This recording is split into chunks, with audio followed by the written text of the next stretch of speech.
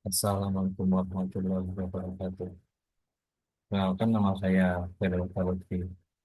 Ini saya dapat tugas dari di mata kuliah dasar keamanan komputer. Jadi saya akan mereview jurnal.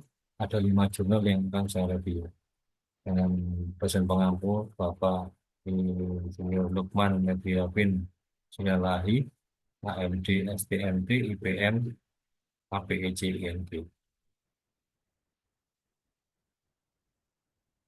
Ini jurnal yang pertama. Untuk review jurnal yang pertama, judulnya adalah Digital Signature pada Citra Digital menggunakan algoritma RC6 studi kasus dokumen kartu keluarga. Nama jurnalnya adalah Journal of Computer and Information System Ontario. Volume 1 nomor 1. Di tahun 2020, penulisnya adalah Hasil Yusuf, Afiuddin, dan Hadi Sapitra. Reviewnya saya sendiri, Ferang Mutalofi, bulan Februari 2025. Untuk jurnalnya ini abstrak dari jurnalnya. Untuk metode jurnalnya adalah sebagai berikut. Metode waterfall, metode pengumpulan data dilakukan melalui observasi dan dokumentasi. Algoritma RC6 dipilih sebagai metode enkripsi karena kuat dan efisien. Hasilnya adalah pengujian black box menunjukkan sistem berfungsi dengan baik. Algoritma RC6 berhasil diterapkan untuk mengamankan dokumen kartu keluarga. Proses enkripsi dan dekripsi berjalan lancar dengan penggunaan digital signature. Untuk keterangan inovasinya, pada jurnal yang pertama adalah untuk kelebihannya adalah fokus pada kasus spesifik sehingga implementasi jelas. Yang kedua, pakai algoritma RC6 yang kuat dan efisien. Yang ketiga, memberikan solusi praktis untuk masalah keamanan dokumen. Dan untuk kekurangannya adalah tidak membahas secara detail membanding algoritma RC6 dan dengan algoritma yang lain. Pengujian hanya sebatas black box, perlu dikaji lebih lanjut aspek keamanan lain. Untuk peluang risetnya adalah untuk mengeksplorasi algoritma enkripsi lain dan membandingkan performanya dengan RC6. Yang kedua, mengembangkan sistem yang lebih user friendly dan mudah untuk diimplementasikan. Untuk judul jurnal yang kedua adalah keabsahan digital signature dalam perjanjian e-commerce. Review jurnal yang kedua berjudul keabsahan digital signature dalam perjanjian e-commerce. Jurnalnya adalah di Journal of Law, volume 1, nomor 1, tahun 2018. Penulisnya adalah Raihulina Sitepu. Novelnya saya sendiri, Bareng Barofi, di bulan Februari 2025. Ini untuk abstraknya di jurnal yang kedua.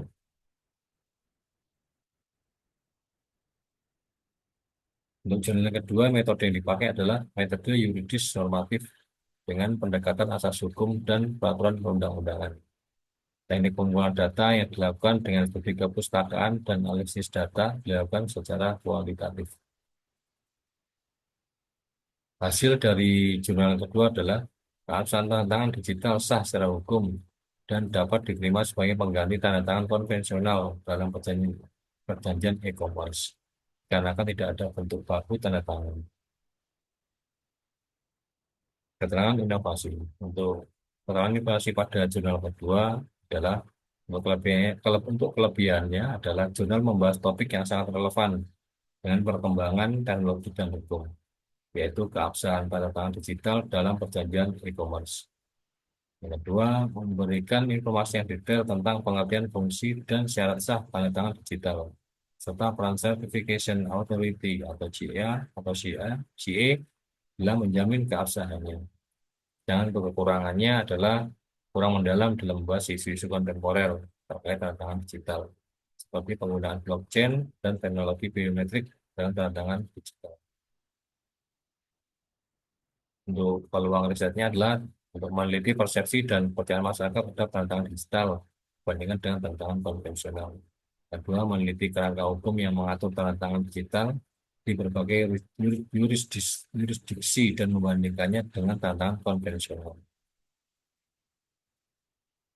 Judul jurnal ketiga adalah keabsahan digital signature atau tanda tangan digital, tanda tangan elektronik ditinjau dalam perspektif hukum, perdata, dan undang-undang ITE.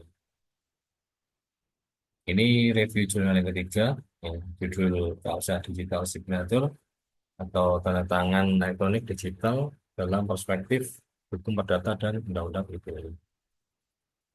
Nama jurnalnya adalah Journal of Legal Generalist atau JLS, volume 3 nomor 5, tahun 2022. Penulisnya adalah Eka Wahyuni, Sufirman Rahman, dan Andi Wisma. Profilnya saya sendiri, Bareng Lutfi, di bulan Februari 2025. Ini abstraknya di jurnal yang ketiga. Untuk metode yang dipakai di jurnal yang ketiga adalah penelitian ini menggunakan metode yuridis normatif dengan pendekatan perundang-undangan, status approach. Data yang digunakan berupa peraturan perundang-undangan, literatur hukum, dan putusan peradilan yang relevan. Untuk hasilnya adalah yang pertama, kekuatan pembuktian tanda tangan elektronik berdasarkan pasal 5 Undang-Undang ITE. Informasi elektronik dan atau dokumen elektronik dan atau hasil cetaknya merupakan alat bukti hukum yang sah dan merupakan perluasan dari alat bukti yang sah sesuai dengan hukum acara yang berlaku di Indonesia. Dengan demikian, tanda tangan elektronik memiliki kekuatan hukum dan dapat digunakan sebagai alat bukti di pengadilan. Hasil yang kedua adalah keabsahan tanda tangan elektronik ditinjau dari perspektif hukum perdata didasarkan pada syarat sahnya perjanjian sebagaimana diatur dalam pasal 1320 KUHP Perdata, yaitu adanya kesepakatan cakapan para pihak objek tertentu dan kausa yang halal. Selain itu, keabsahan tanda tangan elektronik juga harus memenuhi ketentuan dalam Undang-Undang ITE, khususnya pasal 11 yang mengatur syarat sahnya tanda tangan elektronik. Keterangan inovasi. Kelebihan dari jurnal yang ketiga ini adalah jurnal ini membahas secara komprehensif tentang keabsahan digital signature dalam perspektif hukum perdata dan undang-undang ITE. Yang kedua, kelebihannya adalah jurnal ini diterbitkan oleh jurnal terkemuka sehingga memiliki reputasi yang baik. Kekurangannya adalah jurnal ini hanya membahas keabsahan digital signature di Indonesia. Yang kedua, jurnal ini tidak membahas secara mendalam tentang teknologi digital signature. Untuk analisis peluang risetnya adalah meneliti peran regulasi dan standarisasi dalam memastikan keabsahan dan keamanan tanda tangan digital. Yang kedua, membandingkan penerimaan dan regulasi tanda tangan digital di berbagai negara. Ini untuk di jurnal yang keempat, model keamanan, informasi berbasis digital, signature, dan algoritma RSA. Review jurnal yang keempat. Judulnya adalah model keamanan informasi berbasis digital, signature, dengan algoritma RSA. Jurnalnya adalah JSS, Journal of Computer Engineering, System and Science. Volume 1 nomor 1 tahun 2016. Penulisnya adalah Muhammad Iqbal. Kemudian ada saya sendiri pada Lutfi di bulan Februari 2025. Ini abstraknya dari jurnal yang keempat. Kita lanjut saja. Metode yang dipakai pada jurnal yang keempat adalah studi literatur ini menggunakan metode penelitian kualitatif dengan pendekatan eksploratif. Data dikumpulkan dari jurnal-jurnal ilmiah, artikel, dan sumber-sumber literatur lainnya yang relevan dengan topik digital signature dan keamanan informasi. Analisis data dilakukan secara deskriptif, interpretatif untuk mengidentifikasi, merangkum, dan mengevaluasi model-model keamanan informasi berbasis digital signature yang ditemukan dalam literatur. Untuk hasilnya adalah hasil dari GPC RSA merupakan hashing dari plain text awal. Untuk pengujian DSA akan dilakukan dengan cara mencocokkan hashing dari plain text dan hashing deskripsi RSA. apakah valid atau tidak. Lakukan uji hasing, lakukan uji has untuk menguji kecocokan dari pesan. Inovasi, tentang inovasi.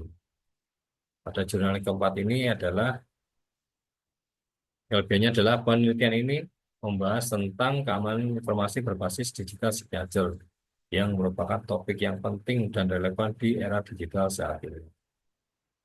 Kedua, penelitian ini menggunakan algoritma RSA dan DSA yang merupakan algoritma kriptografi yang populer dan banyak digunakan.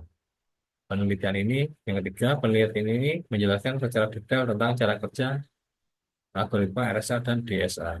Yang keempat, penelitian ini memberikan contoh penerapan digital signature dalam keamanan informasi. Untuk kekurangannya adalah penelitian ini tidak membahas tentang keamanan digital signature dalam konteks jaringan komputer. Yang kedua, penelitian ini tidak membahas tentang serangan terhadap digital signature.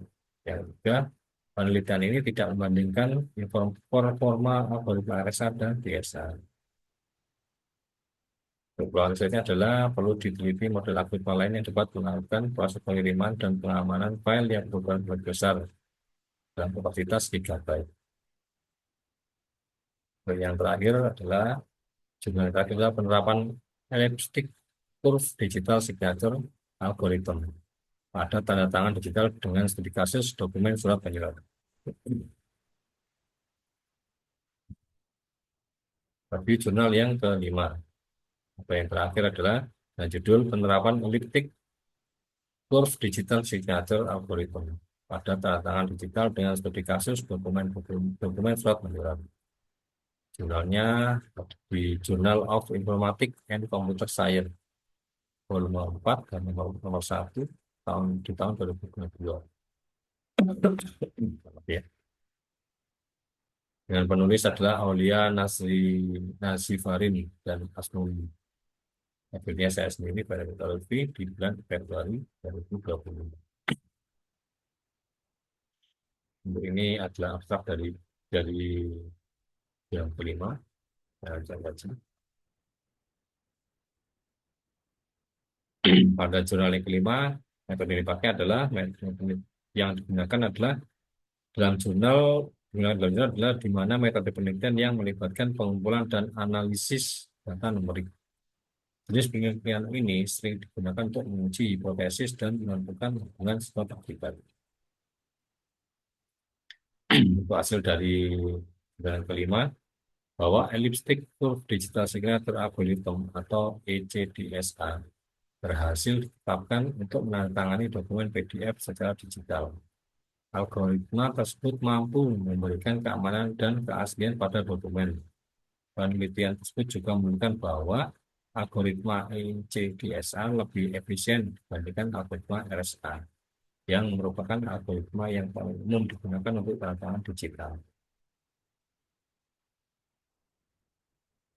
Untuk keterangan inovasi, kelebihan dan kekurangannya adalah untuk kelebihannya yang pertama, menggunakan algoritma ECDSA yang aman dan efisien untuk tanda digital.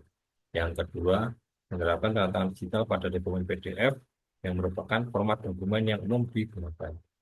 Yang ketiga, memberikan langkah-langkah yang jelas tentang bagaimana menerapkan algoritma ECDSA pada dokumen PDF.